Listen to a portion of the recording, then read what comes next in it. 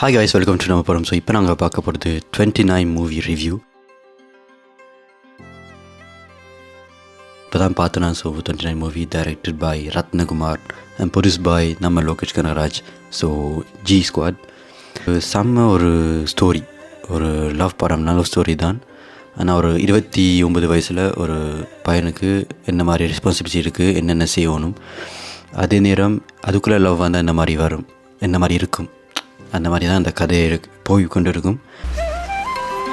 இந்த தேவதையோட ஆளுங்கிறது தான் இப்போதைக்கு என் அடையாளம். ஒரு ஆர்ட் மாதிரி என்னென்னு சொல்கிறேன்டா, இப்போ அந்த பையன் வந்து அந்த பொண்ணை வர்ணிக்கிறா இருக்கட்டும், அதே மாதிரி அந்த பொண்ணு அந்த பையனை பார்க்குற விதமாக இருக்கட்டும், அதெல்லாம் ஸோ ஒரு ஆர்ட் மாதிரி ஒரு டைலாக்லேயே வியாடி இருப்பார் ஸோ ரத்னகுமார். ஆனால் என்னை பொறுத்த வரைக்கும் இந்த படத்தை பார்க்கும்போது ரத்னாவை பார்க்க மாதிரியே இருக்கும். நான் முதல்ல ஐஏஎஸ் ஆகும், அதுதான் என் கனவு.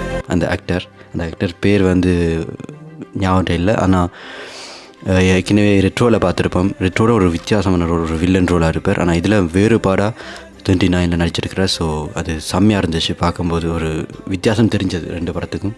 ஸோ நல்ல ஒரு ஆக்டர். அதே மாதிரி ஆக்ட்ரஸும் நல்லபடியாக அந்த ரோலை ப்ளே பண்ணியிருந்தாங்க.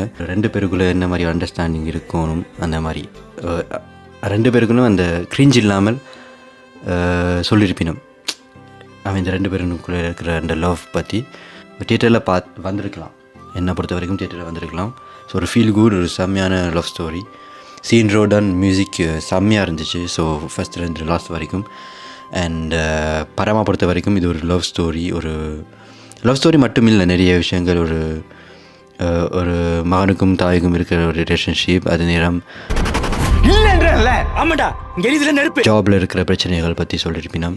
ஆயிரம் அந்த வயசில் என்ன மாதிரி ஒரு சுச்சுவேஷன் இருக்கும், ஒரு 29 வயசுக்குள்ளே அந்த வயசுக்குள்ளே இருக்கும்போது என்ன மாதிரி ஒருத்தன் வந்து யோசிப்பான், அந்த மாதிரி ஒரு ஸ்டோரியாக இருக்கும். அதான் அந்த ஸ்டோரி பேஸ். ஸோ நீங்கள் இந்த படத்தை பற்றி என்ன நினைக்கிறீங்கன்னு கமெண்ட் சொல்லுங்கள். என்ன அடுத்த வீடியோவில் பார்ப்போம் guys.